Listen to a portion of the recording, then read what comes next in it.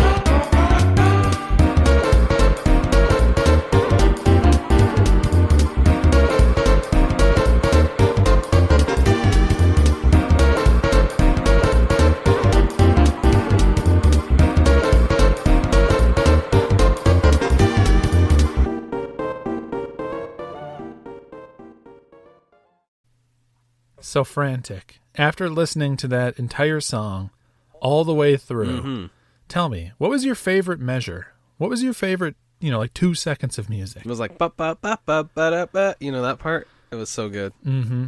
No, but... it is good. It's jaunty, right? Yeah, it makes you feel good. And it makes you feel alive. I think about Undertale music I love is that it all has that Undertale-ness, I guess. I don't know how else to describe it, but it has like this just playful and fun energy to it. And of course, this character is literally a ghost that kind of is this kind of a cool dude that you see a couple times. He's not like a main character or anything in the story, but every time you see him, this theme plays, and you're like, "Yep, that's my boy, Naps the Blook." So, yeah. No, I'm with you. No, I love that. It's not common, I feel, but whenever a game has, I don't even know the words for it. Like, it has like a consistency to the soundtrack. Like, everything has the same kind of like texture, same tone, where you hear a song and you instantly know it's from a particular game. That's like, I think that's a rare quality in game soundtracks, and most of my favorite soundtracks, I would argue, do have that quality. So it elevates it somehow. Yeah, and it's just like, I mean, we've talked about it before, having a game, like we talked about Undertale for an extended period of time because I brought it to the show back in a few episodes ago, like probably 5 episodes ago, maybe, give or take. Mm-hmm. Just the single creator making an entire thing, including the soundtrack, is fantastic. So Toby Fox just killing it like he always does. Save some talent for the rest of us. Seriously, it's like, it's unfair for one person to possess so many gifts. And I still haven't played Deltarune, but I do want to get into that because I've heard it's like, if you like Undertale, Deltarune is just like more of that, and then it makes me very interested. Yeah, I haven't played Chapter 2 yet, which just came out not long ago, as of when we're recording this, like a month or two. Mm-hmm. But I liked Episode 1. And the soundtrack, again, is just, it's nothing but bangers. You get some of that Field of Hopes and Dreams going, and there's just no stopping you. Yeah. Sweet. So I guess it's my turn, huh? Yeah, what'd you bring for us? So last year we did a Halloween episode, which there will be a Halloween episode that posts a couple days after this, which will be out on Halloween. And I brought a game called Inmost, which I played for the very first time last year. And I think the soundtrack is pretty fantastic. I think the game is a very solid game. I thought the story was really well done. I do have some minor quibbles with the gameplay in it and stuff. It's not like the most perfect game ever, but at the time it really hit me hard, and I thought it was like a definitely main quest game just from the story aspect and the art style and everything. And that actually goes into the music and the soundtrack. There is a song that plays for this main villain of the story called The Keeper, and that's the name of the track, and it's composed by Alexei Nachiev.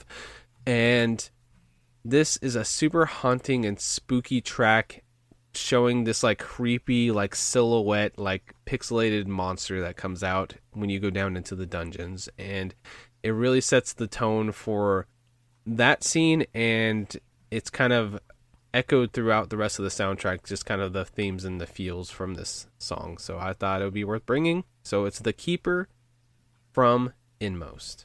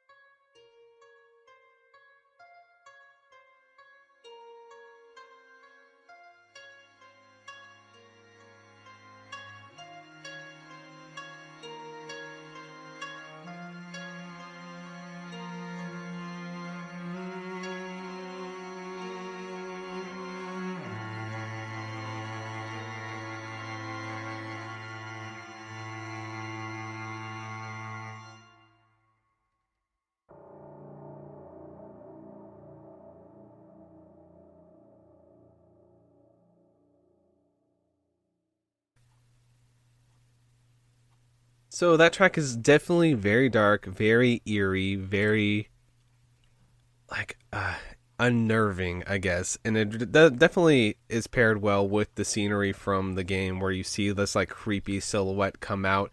He literally stabs the main character to death in the scene. I mean, Oh, slight spoilers, but it's pretty early in the game, but you don't die. He just stabs you. But anyway, it's very creepy and haunting, and it's a very affecting scene in the tone of the game. And yeah, well, what did you think about it? yeah, it's really good.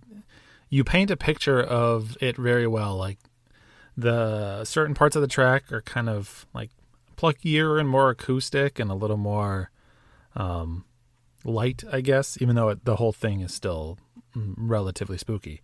And then, it comes in with just those big bassy bwah, bwah, that you can very easily see just being associated to some giant creature, like maybe one that you see in the key art or the creature that is on the picture that is in the cover of the soundtrack. Yeah, pretty much. Yeah. So if you see like any imagery from Inmost, you're gonna see like this like giant looming creature with giant fingers, and he just looks very creepy. That's what this song introduces, and I think it really sets the tone for a lot of the set pieces with him in it. And definitely a really interesting game, and I still think it's a recommended game if you guys are into like spooky vibes. Like if you want something to play in like 4 or 5 hours and just something to like kill some time during the Halloween seasons, that's still here. I recommend that game still. Yeah. Awesome pick. All right. So my next one up, sort of similar. I haven't played it in most, but I think we're kind of still sticking around in that platformer, Metroidvania kind of vibe. My next one is a track from Hollow Knight, and this isn't the most obscure pick from the Hollow Knight soundtrack. It isn't the deepest cut. I'm not trying to flex my extraordinary knowledge of the Hollow Knight soundtrack, but I feel like there's really no track that better exemplifies the like complicated mix of feelings you get when you're playing Hollow Knight. You get like this sort of melancholy. It's sort of sad. There's a little bit of just like an air of spookiness, or maybe just like an air of like threat or danger of some kind. And there's just also generally, I think, a little bit of the vibes of a town that is past its prime and lost to time a little bit. So this is going to be Dirtmouth, which is probably the song you'll hear the most when you listen to the Hollow Knight soundtrack, because it is the theme that plays when you are in Dirtmouth, the main city on the surface that you get to very shortly after the start of the game and visit often. And it's from Hollow Knight, and it's composed by Christopher Larkin. So let's give it a listen.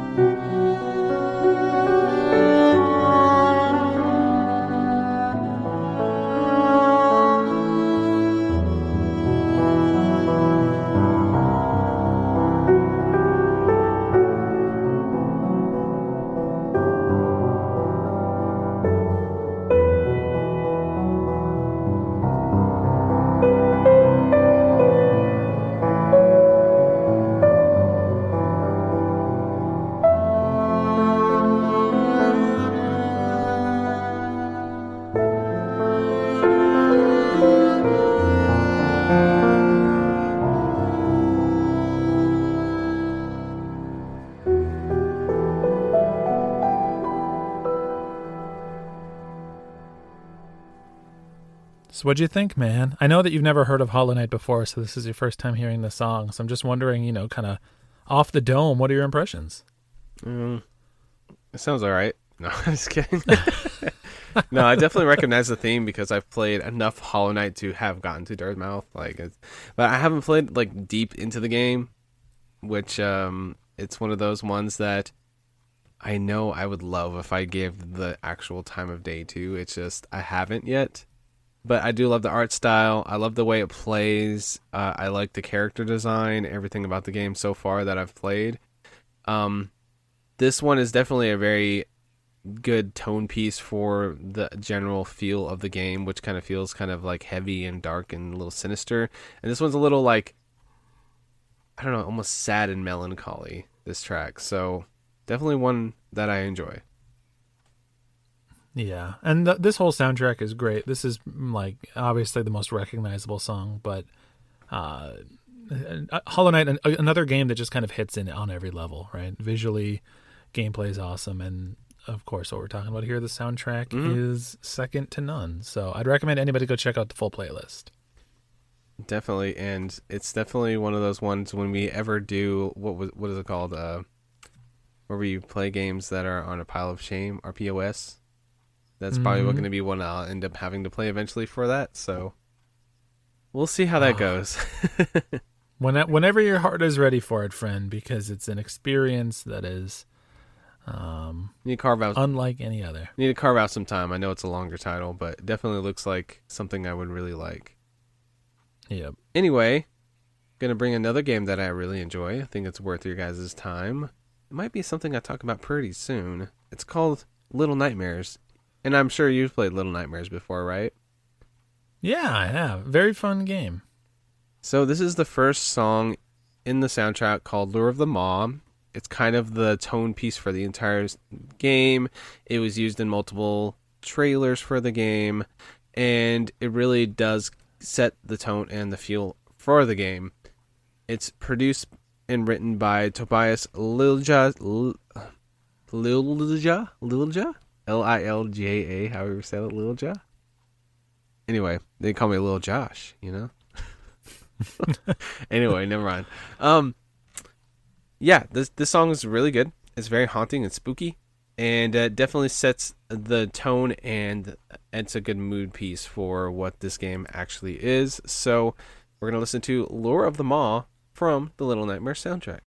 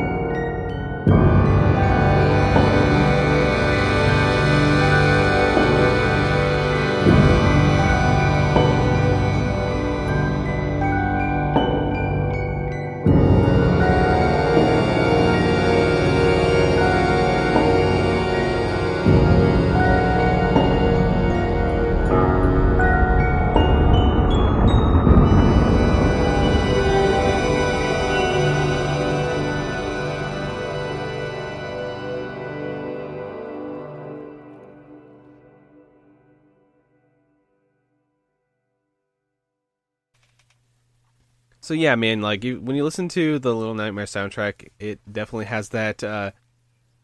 They play with minor keys. They got the mini piano in there. It's very much a horror movie feel to it. You know, you get that just like creepy, eerie feel throughout the entire game, and that's pretty much what it really shows throughout all aspects of that game, from the gameplay to the art style to the music. So I do think this is a good indication of what to expect if you haven't played Little Nightmares.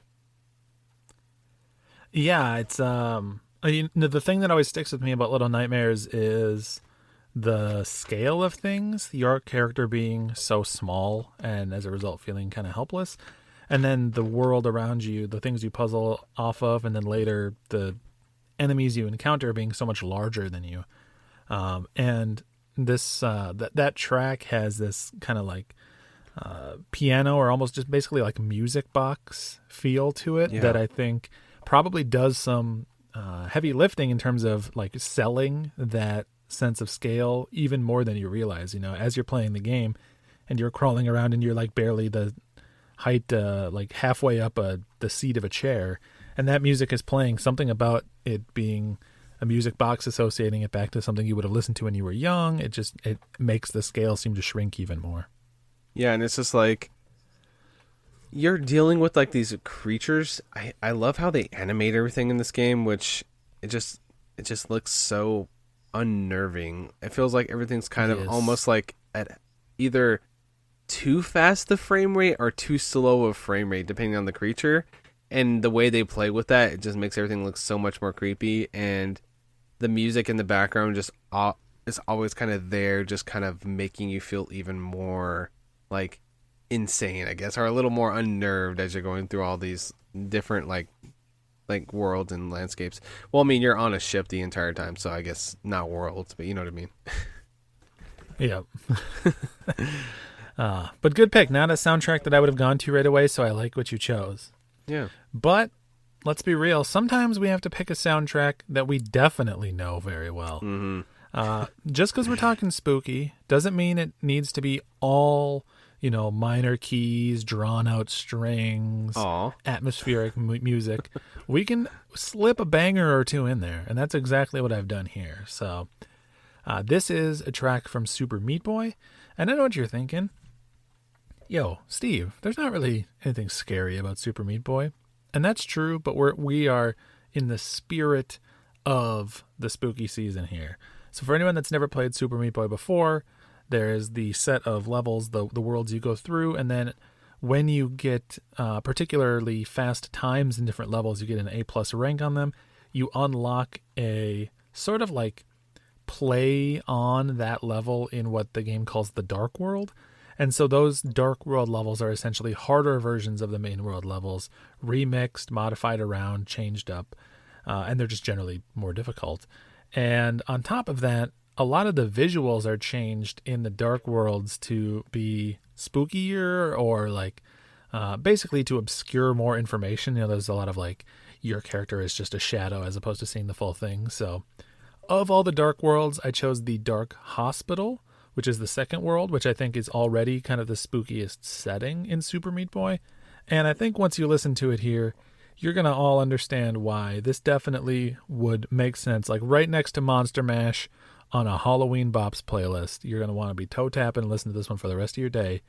So here is the Dark World 2 theme by Danny Baranowski from the Super Meat Boy soundtrack.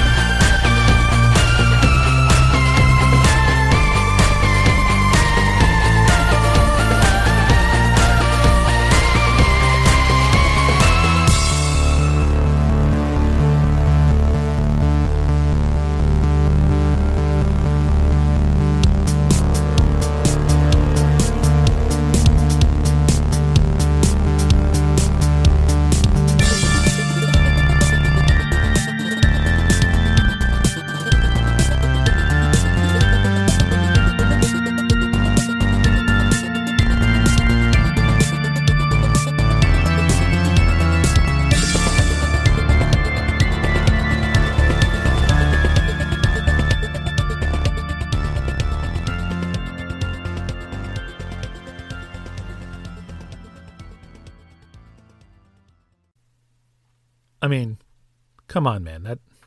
That's good stuff, right? I mean, you hear that and you're just like, candy for my ears. Candy corn for my ears. Ooh, okay. No, I mean, we were kind of chit-chatting a little bit, and I was saying that the PlayStation version doesn't have the Danny Baranowski soundtrack at all in it, and I think like the Switch version doesn't either.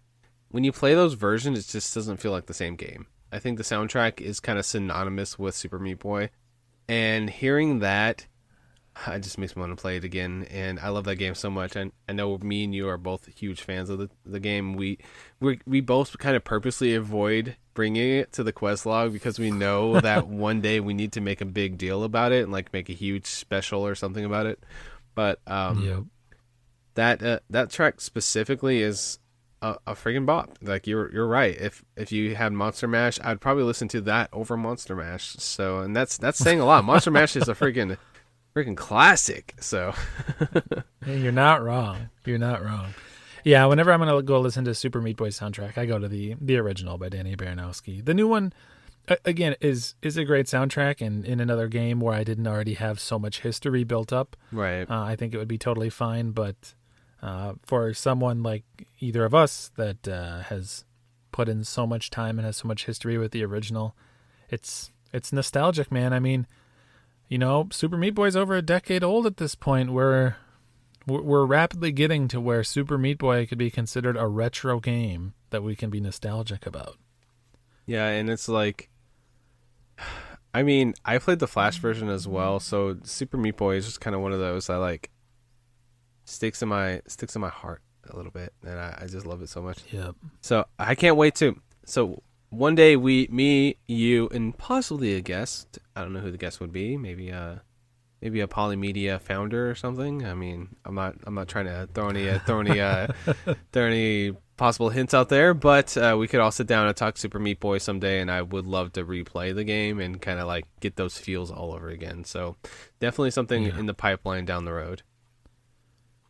Heck yeah, sounds good. But enough about Super Meat Boy. We know all about that. Right. Why don't you tell us about something fresh and new? This game is so new. It's hot off the presses. This game came out. Wait, hold on. This game came out just like a few days ago, like not that long ago. It's a brand new game. Like, you know, September 8th, 2010. It's not that old. It just came out not too long ago, called Amnesia: The Dark Descent. I'm sure you've heard of it. I'm not sure. So there's a song I really like, and it's, I guess where it takes place is a little bit of a spoiler. There's like a revenge ending that you can get in the game, and it's the ending I got. And this song plays, and I think it's pretty epic, and I really like it. It's called Lux Tenebras, and it's composed by yep, composed by Miko Tamiya, and I think this song is pretty awesome. Let's take a listen.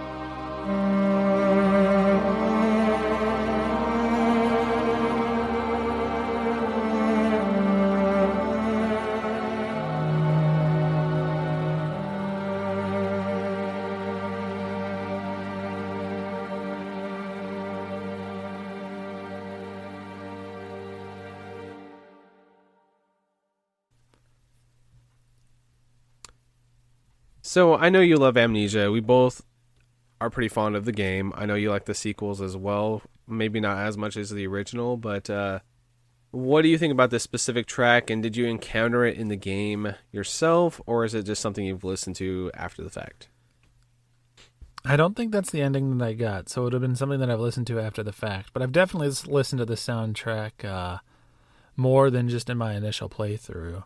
I think the song is sort of surprising in a way. Like a lot of horror soundtracks and a lot of Amnesia soundtracks are,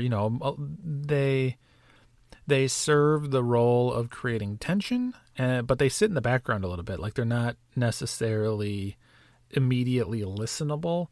But this song is kind of like, it swells. It's kind of like loud. It's almost bombastic sometimes between like the big strings and the chorus and stuff. Like it's just, it feels larger than what I would expect from a game like Amnesia, but dang if that doesn't make it even better. Yeah, it definitely has that punch to it where it kind of feels like it starts off like very much so like an ambiance, like, okay, this is kind of feels like background music or whatever to a horror game, and then slowly you start hearing the chorus come in, and then you hear this orchestra come in, and then at the same time they're both kind of like at the same time at full volume just blasting at you, and then it kind of settles back down at the end there.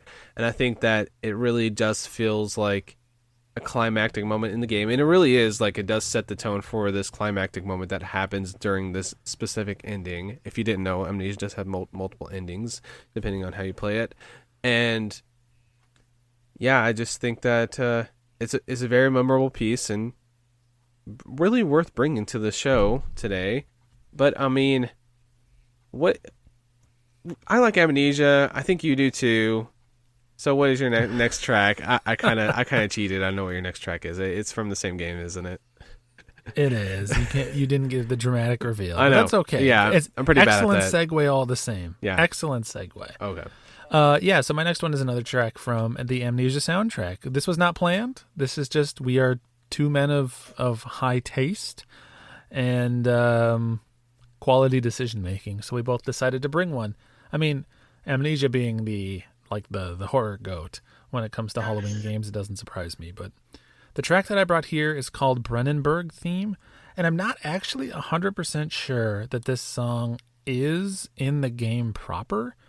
I want to say that I read that it is a track that was left out and wasn't included in the actual final game. That may or may not be true, but it has a little bit of a different feel, I think, than some of the other songs on the soundtrack, and so that wouldn't surprise me. And I don't recall a spot in this game where this track plays, but either way, I'll let you be the judge of whether or not it shows up in the game. Because if you hear it and you're like, I remember the room that played in, you can write into us at anyquestpodcast@gmail.com and correct us. So, again, Amnesia: The Dark Descent, Miko Tarmia. Let's go with Brennenburg Theme.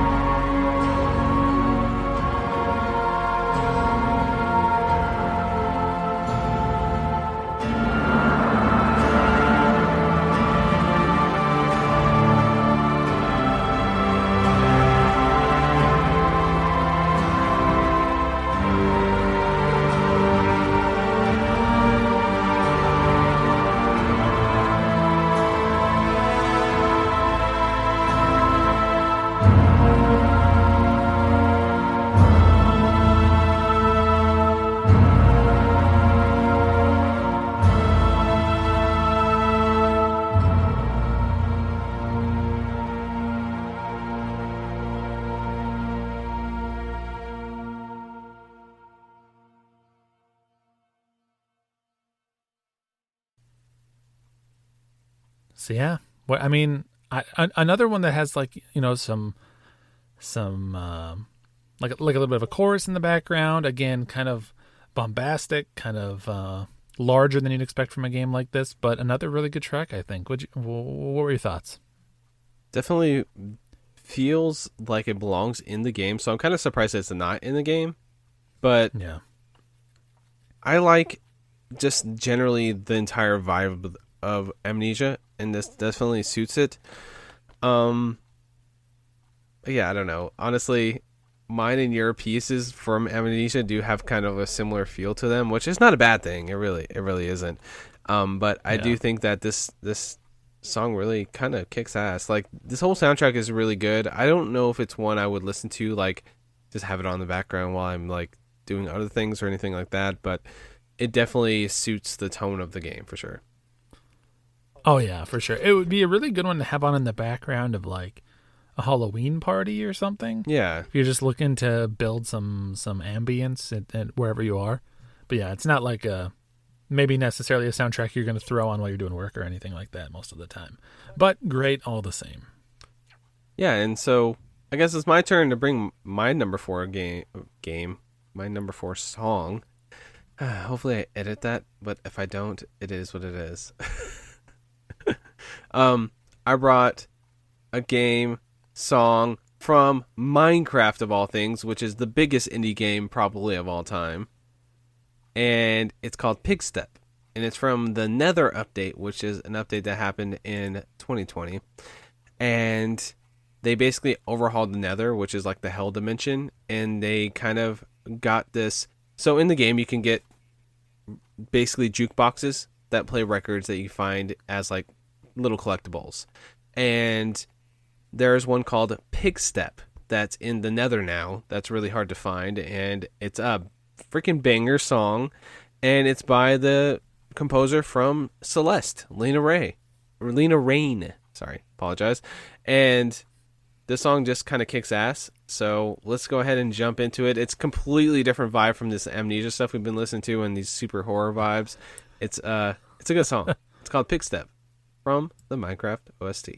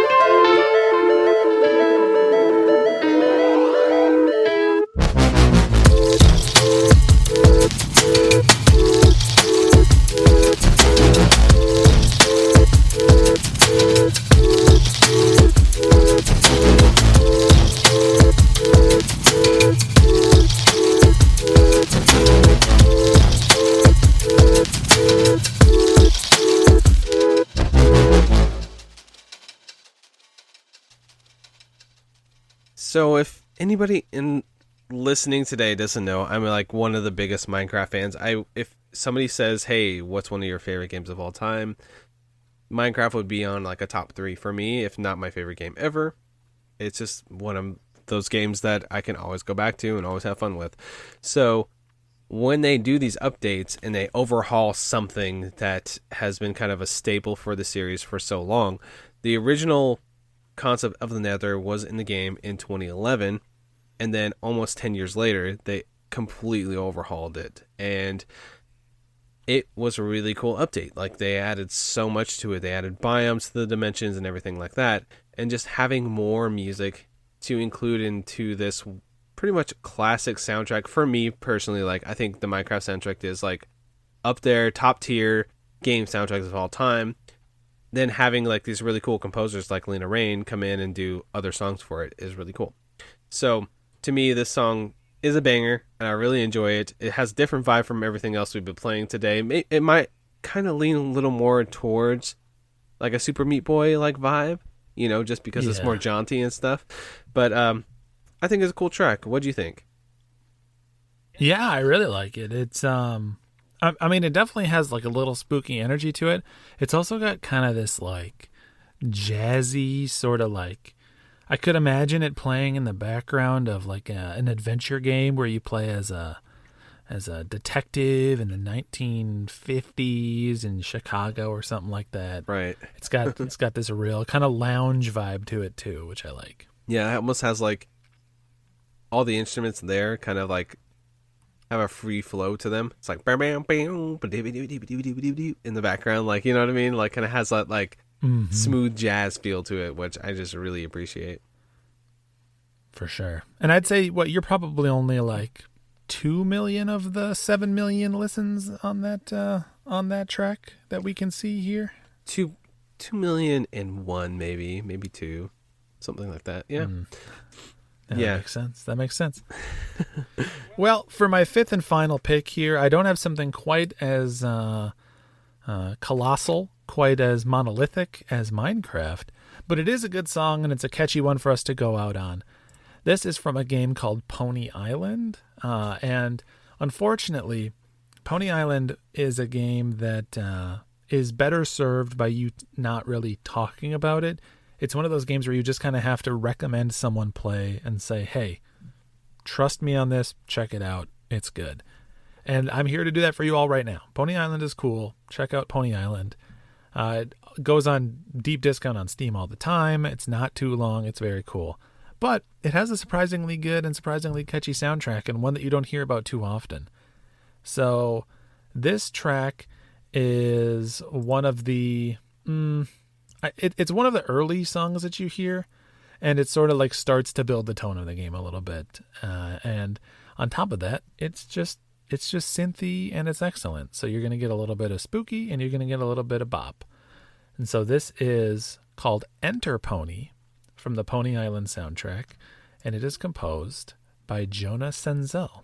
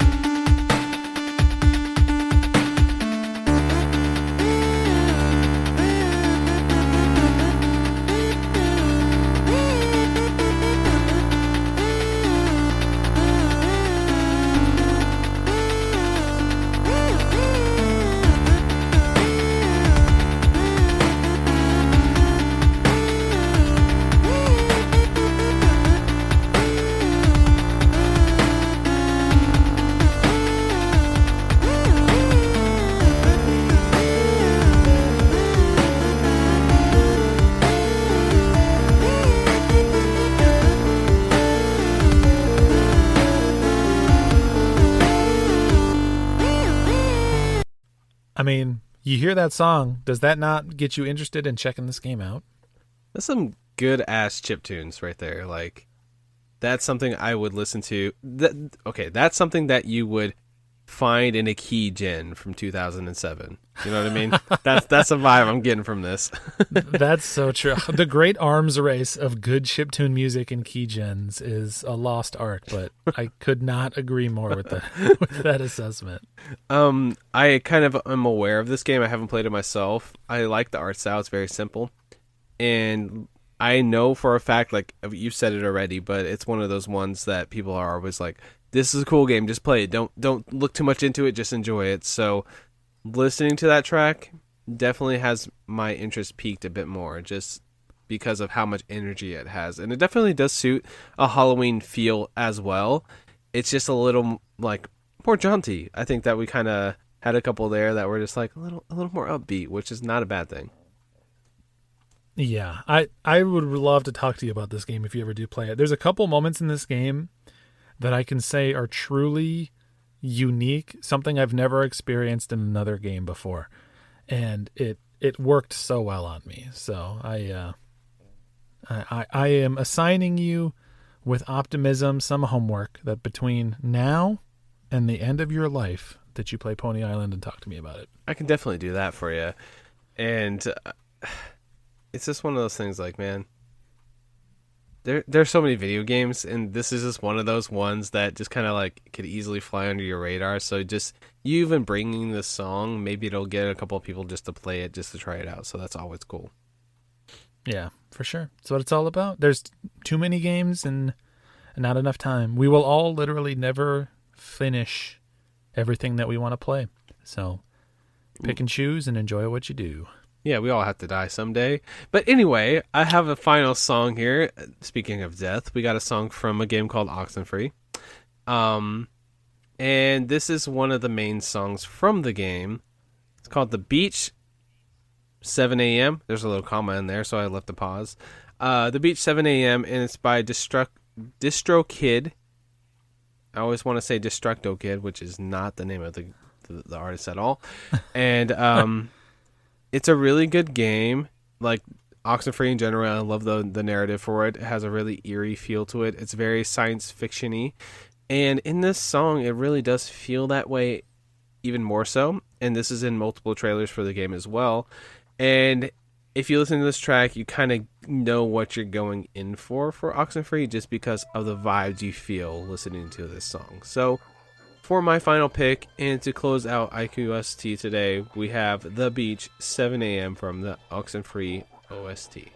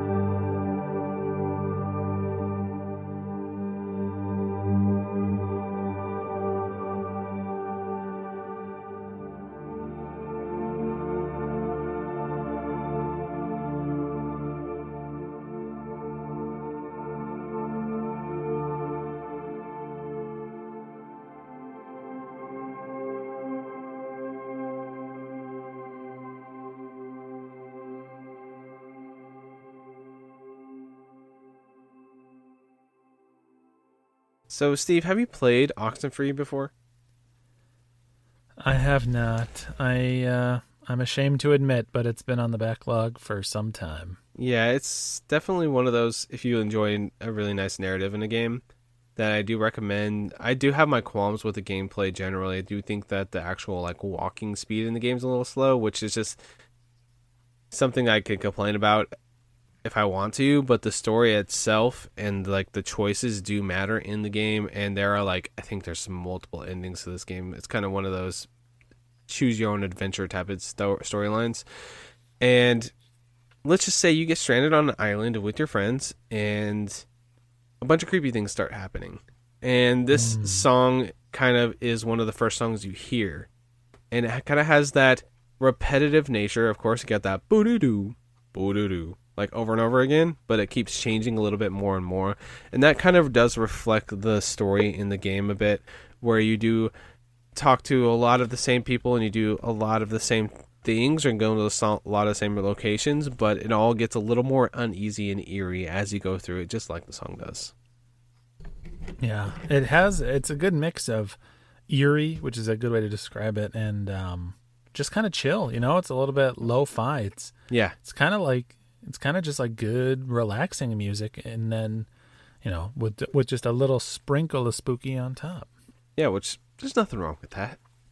No, but put a little spooky sprinkles on that cupcake, please. Yeah, this is definitely one I'll bring to this show, I'm sure, down the line. I'll be in a pitch to be like, oh, what do I need to bring for a game to talk about? Okay, Oxenfree. All right, cool. Let's do this. Down the line, I'm sure that'll happen. And hopefully you give it a shot sometime in the future. I don't know if you play it for a spooky season or not.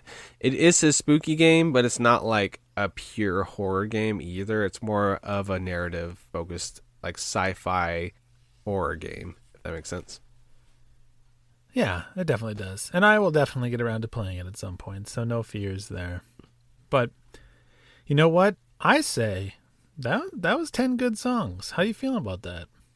I think really we did bring a good variety. Of course, there is a lot of those spooky kind of, I would say maybe not stereotypical. I guess that's probably might be the wrong word. Maybe cliche might be more close, but like that bit of like, here's a chorus and here's a little bit of an orchestra and here's like that spooky feel is felt in a few of these tracks. But I do think that indie games are really good about giving their own spin on it, because usually it's just one composer doing their own thing, taking inspiration from other things and kind of making it their own.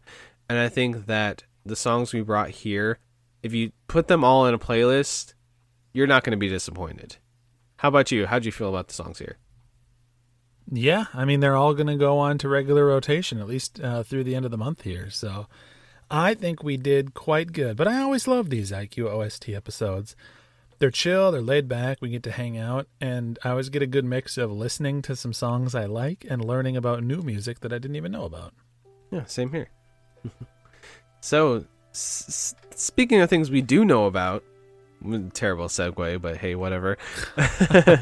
Why don't we go ahead and jump into the plugs? What are you doing on the internet, and what do you want to point people to in the future?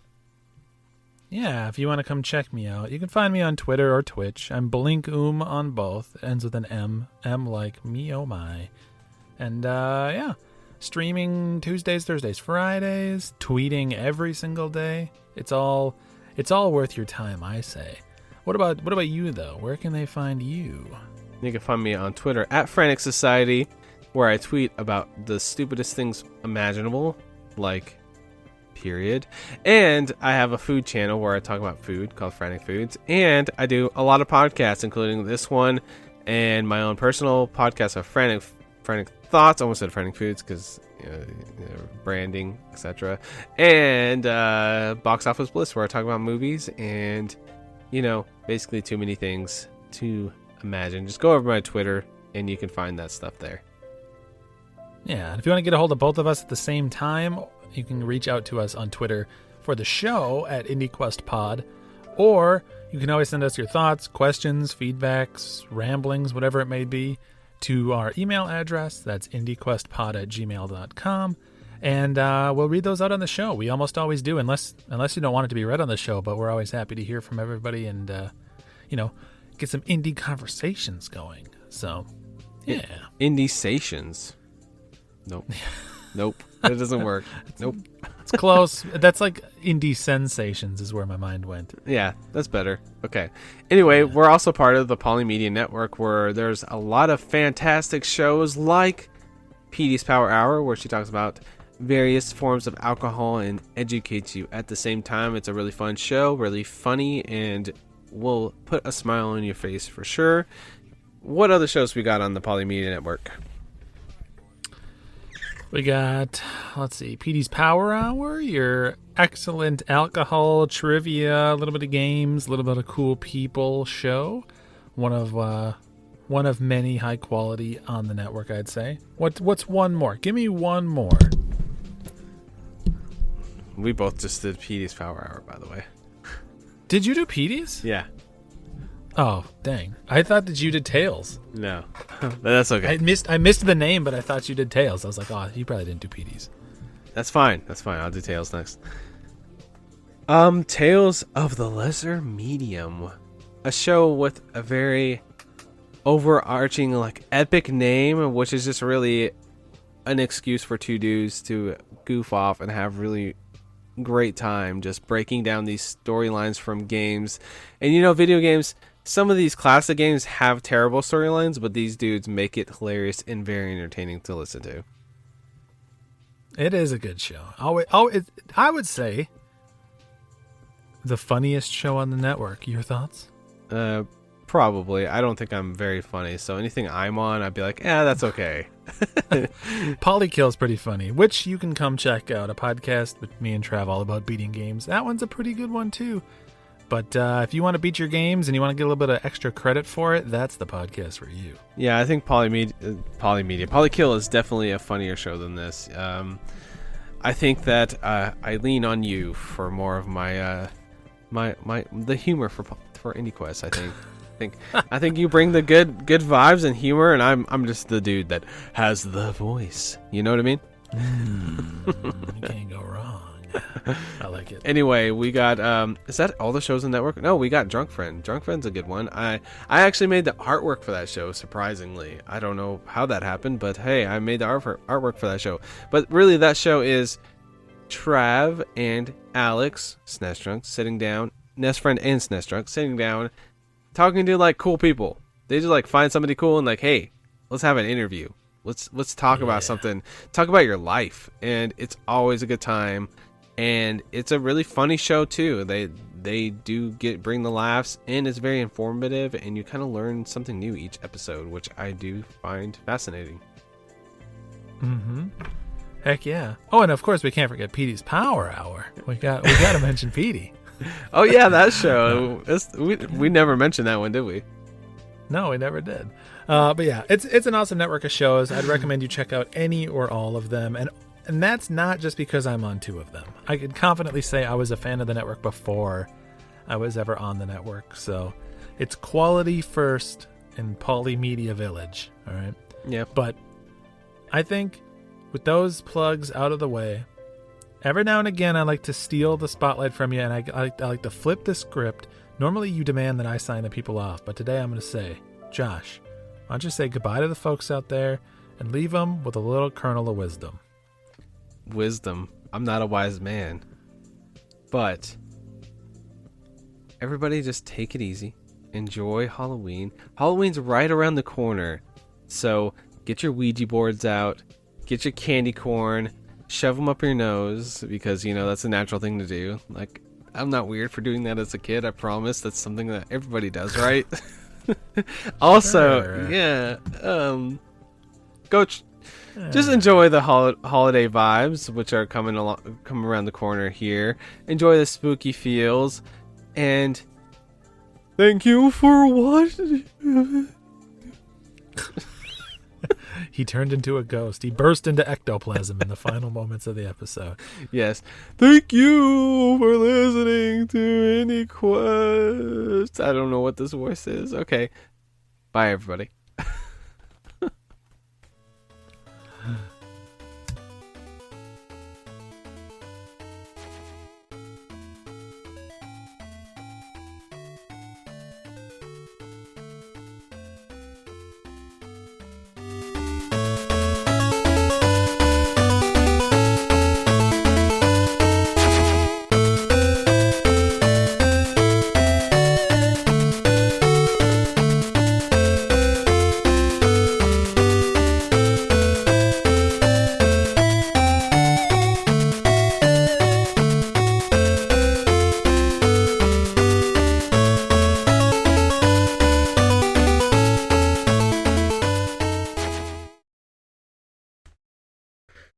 Oh man, it was terrible, but good and terrible in a good way.